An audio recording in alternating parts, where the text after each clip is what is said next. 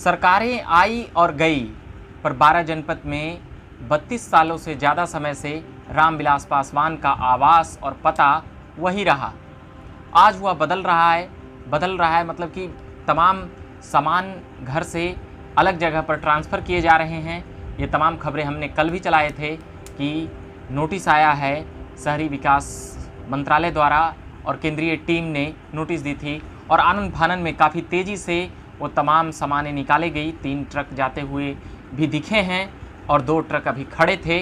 वो तमाम चीज़ों की खबरें लगातार पहुंच रही है। तमाम जगहों पर रामविलास पासवान का यह आवास हुआ करता था, मगर 2020 विधानसभा के वक्त अक्टूबर में रामविलास पासवान का निधन हो जाता है। फिर पारिवारिक कलह बढ़ती है और लोक जनशक्ति पार्टी में 2 टूट होती है और चिराग पासवान मंत्रालय बनने से चूक जाते हैं, केंद्रीय मंत्री बनने से वह चूक जाते हैं। उनके चाचा पशुपति कुमार पारस मंत्री बन जाते हैं और उनको दूसरा आवास आवंटित हो जाता है।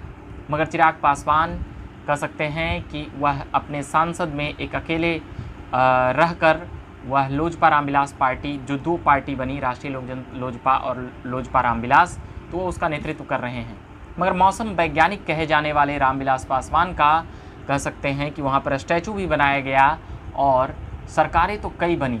इन 3 दशकों में कई सरकारें आई और गई, मगर रामविलास पासवान की हैसियत कह सकते हैं कि उनका आवास और पता, पार्टी कार्यालय का संगठन का बैठक और विस्तार वहीं से हुआ करता था।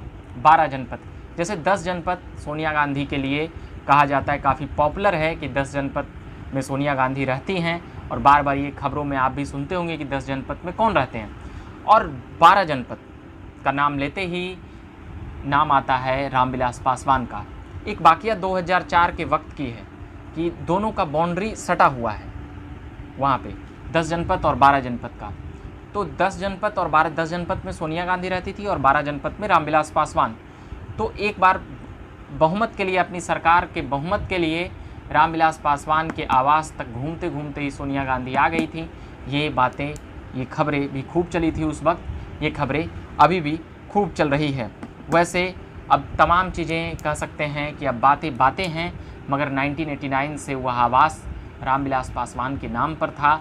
अगर चिराग पासवान अगर केंद्रीय मंत्री बन जाते तो फिर यह आवास उन्हीं के नाम रहता और उन्हीं के साथ रहता।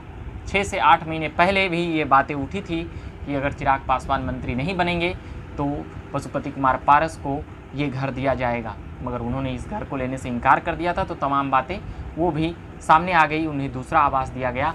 मगर अब नियमतः कहा जा रहा है कि ये आवास चिराग पासवान को खाली करना पड़ेगा। नोटिस भी दी गई और अब वह खाली भी हो रही है। तो यानी कि 3.5 दशकों का सफ़र, लगभग 33 सालों का सफ़र उस घर में चिराग पासवान का कह सकते हैं बचपन से बड़ा हुए।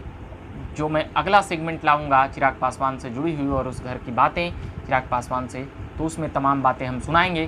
फ़िलहाल इसमें इतना ही कि अब यह घर खाली हो रहा है और अब यह घर अंततः अब खाली हो जाएगा और चिराग पासवान को जो MP सांसद होने के नाते जो उनको आवास अलॉट है, अब वहाँ पर ट्रांसफ़र की जाएगी।